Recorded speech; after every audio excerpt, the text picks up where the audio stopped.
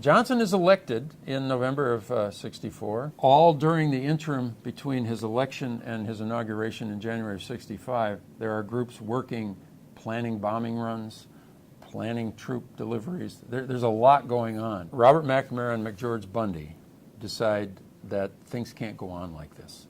So they draft this memo, January 27th, I think. So the fully elected LBJ has been president for 6 days. They hand him this memo. It's now called the Fork in the Road memo, and it says we could do one of three things. We can keep going like this, just reacting to events and really getting nowhere. We can go along some track of negotiation and figure out a way to get out of this somehow. Or we go in. And I mean, we really go in, massive numbers of troops and a full air campaign. Bundy and McNamara think that it's time to get serious and get in and have that war.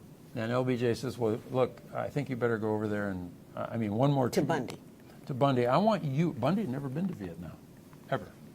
So I want you to go. McNamara goes all the time. I want you to go over there and collect some information. You tell me what you think the situation is like and what we ought to do. And so he lands, and they're having all these conversations. And then, right after that, there's an attack up in the Central Highlands at a place called Pleiku. 9 Americans die in this attack, 9, I think, and about 120 or so are wounded, and a lot of them had to be airlifted out.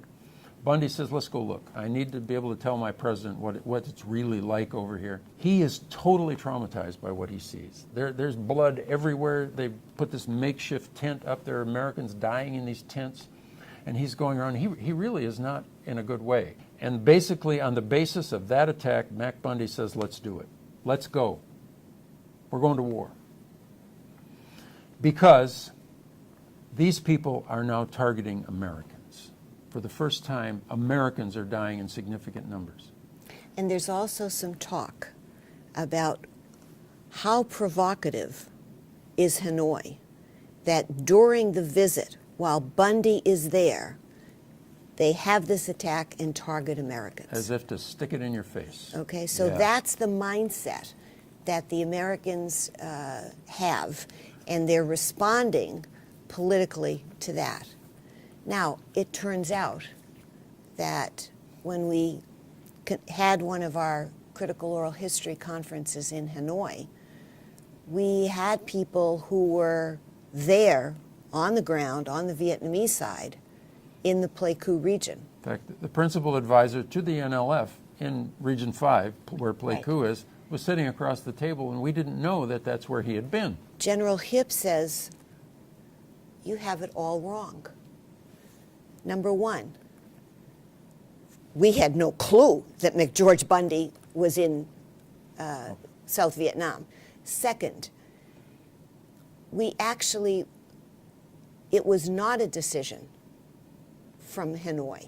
Again, this was a local commander's decision. They were given basically at monthly times. They would say, you are authorized for X number of attacks. You pick them when and where the local conditions are best. Third, they attacked this installation. They did not target Americans. They didn't know there were any Americans there? They there? weren't really specifically aware there were Americans there.